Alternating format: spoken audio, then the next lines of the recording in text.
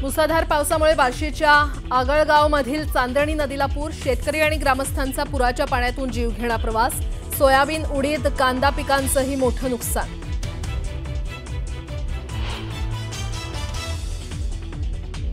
गंगापूर धरणाच्या पाणलोट क्षेत्रात मुसळधार पाऊस, धरणातून विसर्ग वाढवल्यानं गोदावरी नदीला पूर, दुतोंड्या हनुमानाच्या छातीपर्यंत पाणी, नागरिकांना सतर्कतेचा इशारा.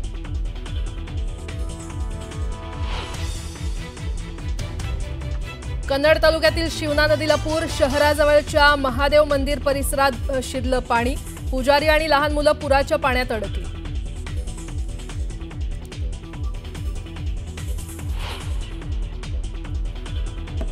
नाशिकमध्ये मुसळधार पावसामुळे नुकसान, येवल्यातील धामण्या नदीला पूर, घरात आणि शेतामध्ये पाणी साचल्यानं नुकसान, अनेक ठिकाणी वाऱ्यामुळे पत्रे उडाल्यानं फटका.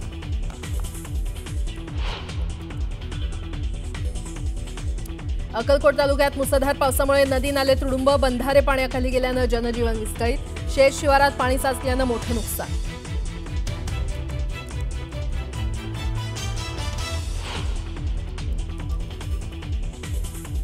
मुंबई ठाणे परिसरात आजही मुसळधार पावसाचा अलर्ट, हवामान खात्यानं रेड अलर्ट केला जारी, गरज असेल तरच घराबाहेर पडण्याचं आवाहन.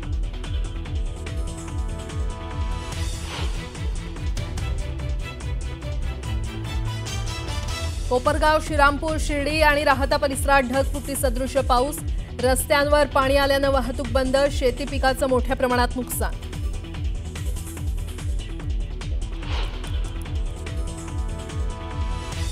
मुसळधार पावसामुळे अरुणावती नदीला पूर, यवतमाळच्या मोबिनपुरा, शास्त्रीनगर आणि झोपडपट्टी परिसरातील लोकांच्या घरात पाणी, जीवनावश्यक वस्तूंचं नुकसान.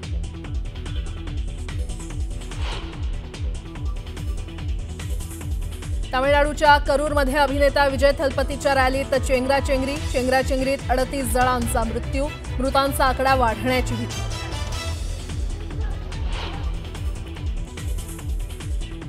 पंतप्रधान मोदींच्या मन की बात कार्यक्रमाचा आज 125वा एपिसोड, रेडिओ कार्यक्रमाच्या माध्यमातून पंतप्रधान मोदी मांडणार आपला विचार.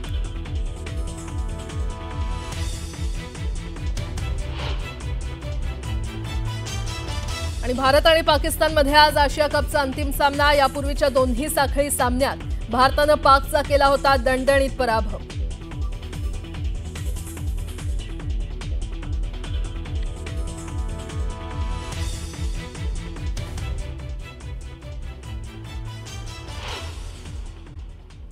पावसानं राज्यात धुमाकूळ घातलेला आहे आणि अशातच मुंबईसह उपनगरामध्ये आज आणि उद्या अतिमुसळधार ते अतिवृष्टी सदृश्य पाऊस पडेल असा अंदाज वर्तवण्यात आलाय.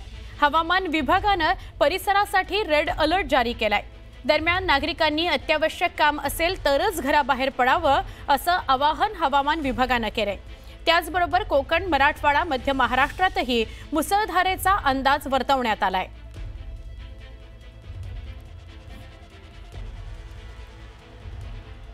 अजून एक मोठी बातमी आहे. परतीचा पाऊस आहे आणि त्यानं विदर्भात अक्षरशः धुमाकूळ घातलाय. महाराष्ट्रात तर धुमाकूळ घातलाच आहे, पण विदर्भात सुद्धा धुमाकूळ घातलाय. अकोला आणि वाशिम जिल्ह्याला पावसानं झोडपून काढलाय.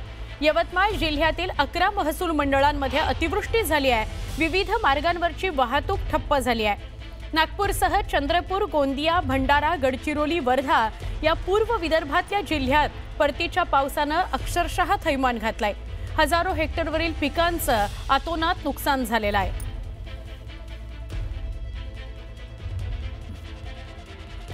तर मराठवाडा सुद्धा काही लांब नाही. मराठवाड्यामध्ये सुद्धा अतिवृष्टीनं मागचे 2 आठवडे हैराण करून सोडलेला आहे. अतिवृष्टीचं संकट कायम आहे मराठवाड्यात आणि हवामान विभागानं 8ही जिल्ह्यांना रेड अलर्ट जारी केलाय.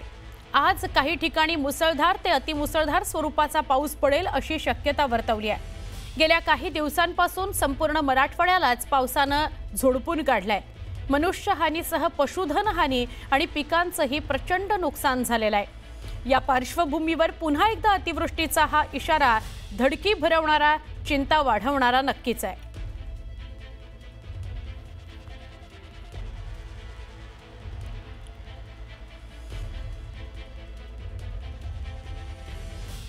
एका बाजूला विदर्भ, एका बाजूला मराठवाडा, दोन्ही ठिकाणी सुरू असलेल्या पावसामुळे इसापूर धरण पूर्णपणे भरलेलं आहे. त्यामुळे इसापूर धरणाचे 13 दरवाजे उघडण्यात आले। धरणातून 22,062 क्युसेक पाण्याचा विसर्ग सुरू आहे। नदीकाठच्या नागरिकांना सतर्क रहा असं सांगितलं गेलंय।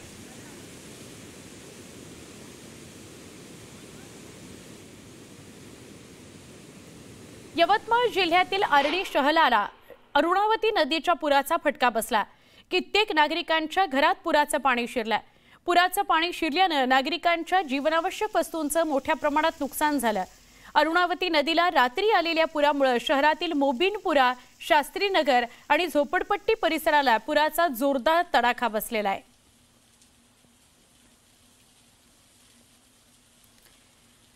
अमरावती जिल्ह्याला हवामान खात्यानं पावसाचा येलो अलर्ट दिलाय।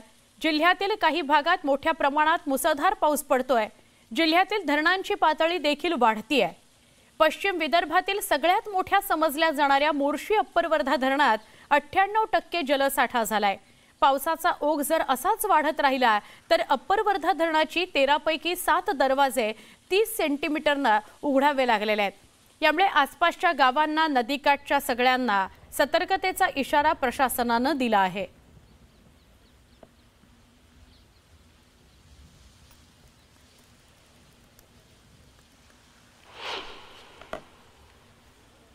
तर ही दृश्य नांदेडची आपण बघताय। नांदेड शहराजवळून वाहणाऱ्या आसना नदीला मोठा पूर आला आणि रात्री नदीचं पाणी संपूर्ण हायटेक सिटी वसाहतीत शिरलंय। वसाहतीतल्या अनेक घरांमध्ये पुराचं पाणी शिरलंय। या पुराच्या पाण्यात अडकलेल्या नागरिकांची बचाव पथकाकडून सुटका करावी लागली।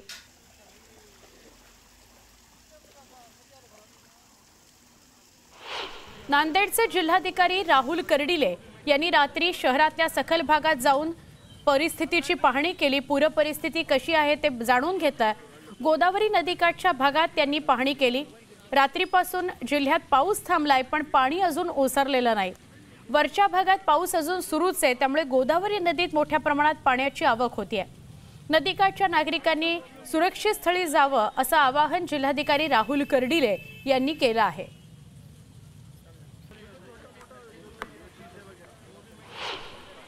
येणारं म्हणजे विसर्गाचं पाणी आहे, कारण नाशिक आणि नगर जिल्ह्यामध्ये मोठा पाऊस चालू आहे।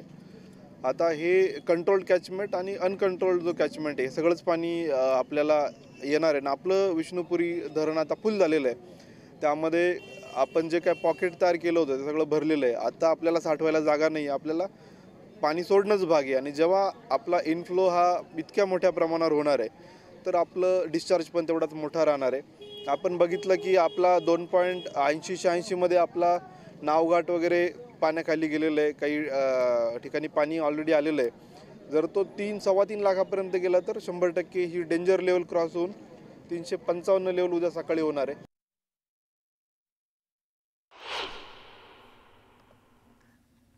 अक्कलकोटची दृश्य सोलापूरच्या अक्कलकोटमध्ये मुसळधार पाऊस गेले काही दिवस सातत्यानं कोसळतोय। अक्कलकोट ते वाघतरी हा रस्ता वाहतुकीकरता त्यामुळे बंद करावा लागलाय, कारण पूर आल्यामुळे नदी नाल्यांना पूर आलाय, त्यामुळे पुलांवर पाणी येतंय।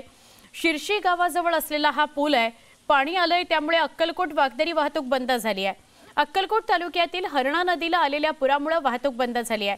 सोलापूर जिल्ह्याला आज सुद्धा रेड अलर्ट आहे।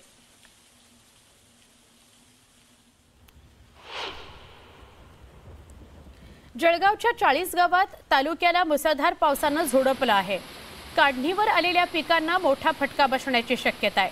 40 गावात तालुक्यासह जिल्ह्यात अनेक ठिकाणी पावसाचा जोर अजूनही कायम आहे। डोंगरी आणि तितूर नदीला मोठा पूर आलाय।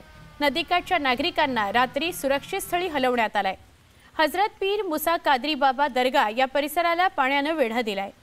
शहरातील अनेक सखल भागात पाणी साचलंय। पावसामुळे अनेक ठिकाणी वीज पुरवठा खंडित झालाय।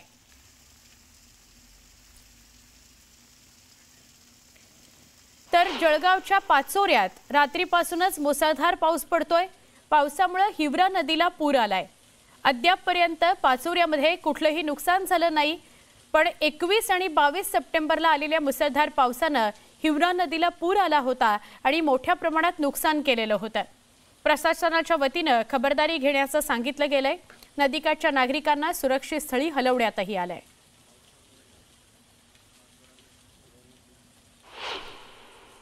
तर उत्तर अहिल्यानगर जिल्ह्यात पावसानं दाणादाण उडवून दिली। रस्त्यांना नदीचं स्वरूप प्राप्त झालं होतं। पिकांचं देखील मोठं नुकसान झालं होतं। कोपरगाव, श्रीरामपूर, शिर्डी, राहता या परिसरामध्ये ढगफुटी सदृश्य पाऊस झाला, त्यामुळे जनजीवन पुरतं विस्कळीत झालं। आजवर कधी पाहिला नाही इतका पाऊस या अहिल्यानगरच्या भागामध्ये आलेला आहे, त्यामुळे शेतीसह पिकाचं मोठं नुकसान झालंय, जमिनीचं मोठं नुकसान झालंय। रस्त्यावरून सुद्धा पाणी वाहत आहे, त्यामुळे अनेक ठिकाणी वाहतूक बंद पडलेली आहे।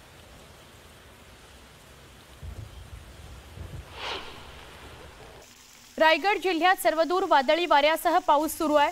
वादळी वाऱ्यासह पडणाऱ्या पावसानं भातपीक आडवं झालंय, त्यामुळे शेतकऱ्याचं प्रचंड नुकसान होण्याचा अंदाज आहे।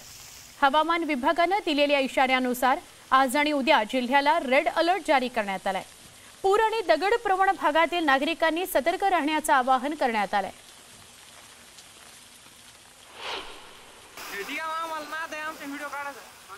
तर बीडच्या माजलगाव धरणातून मोठ्या प्रमाणात पाण्याचा विसर्ग सुरू आहे। सिंदफणा नदीला पूर आलाय। याच पुरातून दुचाकी घालून भलतंच धाडस करणं शेतकऱ्याच्या चांगलंच अंगलट आलं।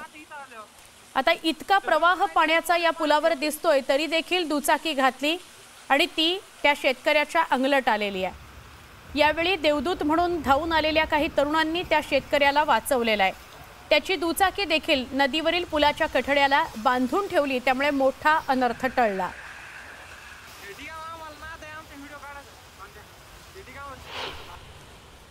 बीड जिल्ह्यात सुरू असलेल्या मुसळधार पावसामुळे जिल्ह्यातील 143 मध्यम लघु प्रकल्प 100% भरलेले आहेत। बीड शहराला पाणीपुरवठा करणाऱ्या बिंदुसरा धरणाच्या सांडव्यावरून बिंदुसरा नदीपात्रात पाण्याचा विसर्ग सुरू आहे। बिंदुसरा धरणातून ओसंडून वाहणारे पाणी आणि हिरवळीनं दाटलेला बालाघाट डोंगर याची ड्रोन दृश्य तुम्ही न्यूज 18 लोकमतवर पाहत आहात।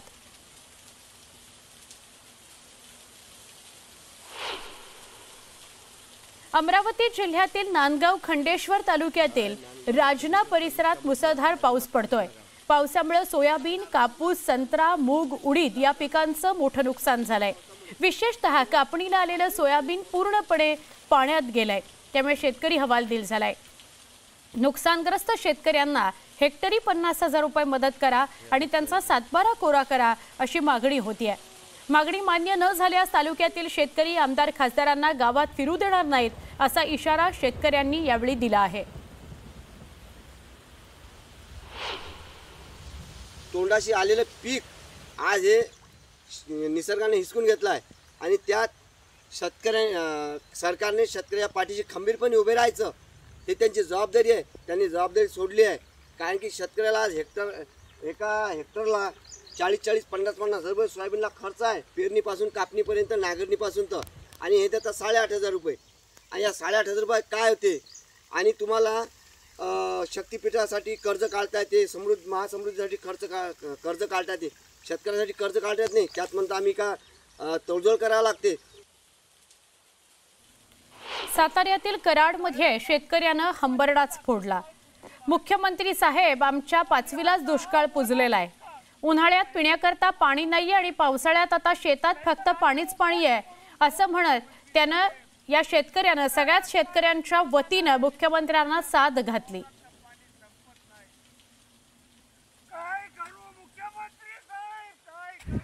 मुख्यमंत्री साहेब, आमच्या 5वीला दुष्काळ पुजलेला आहे आणि आता हा ओला दुष्काळ।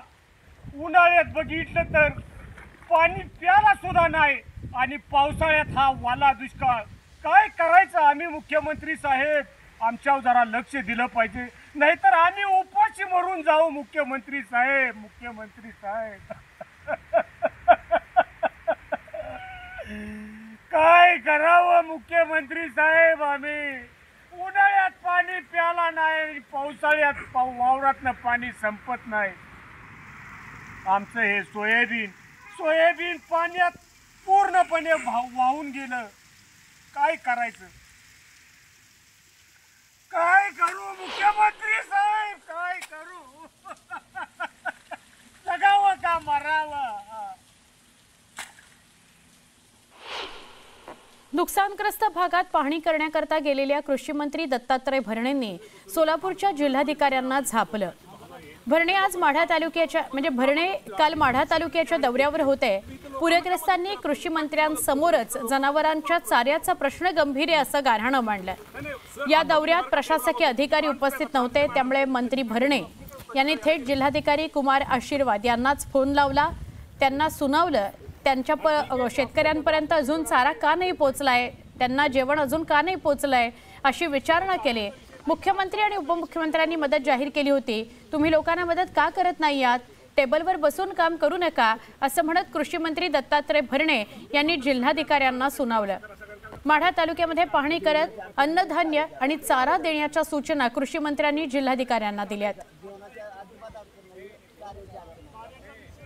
सगळे बसून उंदरगाव येथे मी आलो, इथं लोकांची भावना आहे, ह्या लोकांना तुमच्याकडून जी मदत ताबडतोब डिसेंबर सीएमने जाहीर केली होती, तुम्ही इथं लोकांना का मदत करत नाही, का केली मदत पोहोचली नाही, इथं लोकांचा उद्रेक भरपूर आहे, इथं लोकांचा नाही सर। आता तुम्ही बरं का टेबलला बसले, तुमची प्राण कुठे येतात, प्राण तिथे मॅडम नाही तर तहसीलदार पुढे ठीक आहे, तहसीलदार यायला गेले कुठेतरी हा ठीक आहे, ते असू द्या, त्याचं असेल फील्डवर, आता काही अडचणीच आहे। इथं चाऱ्याचा विषय ऐका ना, चाऱ्याचा विषय इथं जेवणाची सोय केलं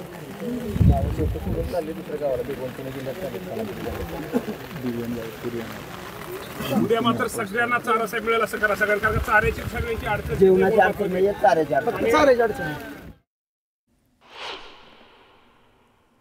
छत्रपती संभाजीनगरच्या शिवना टाकळीच्या धरणातून पाण्याचा विसर्ग वाढवला गेलाय, त्यामुळे नदीकाठी असलेल्या मालेगावात पाणी शिरलंय। गावातील नागरिकांमध्ये भीतीचं वातावरण आहे। कन्नड तालुक्यातील शिवना टाकळी मध्यम प्रकल्पातून पाण्याचा विसर्ग सुरू आहे। नदीकाठच्या नागरिकांना सतर्कतेचा इशारा देण्यात आलाय। अहिल्यानगर जिल्ह्यातील पावसानं घेतलेली एक दिवसाची विश्रांती नंतर पुन्हा मुसळधार पावसानं लावलेली हजेरी यामुळे सगळंच वातावरण विस्कळीत झालंय। नगर तालुका तसंच पाथर्डी भागात सलग तासनतास झालेल्या पावसामुळे जनजीवन पुरतं विस्कळीत केलंय। काही ठिकाणी वाहतूक पूर्णपणे ठप्प आहे। ओढे, नद्या महापुराच्या पातळीवर वाहू लागल्यात। अचानक आलेल्या पाण्यामुळे शेतकऱ्यांच्या उरलेल्या सुरलेल्या पिकाचं सुद्धा मोठ्या प्रमाणात नुकसान झालंय। ग्रामीण भागात शेतामध्ये पाणी साचलंय, त्यामुळे शेतकरी हवालदिल झालाय।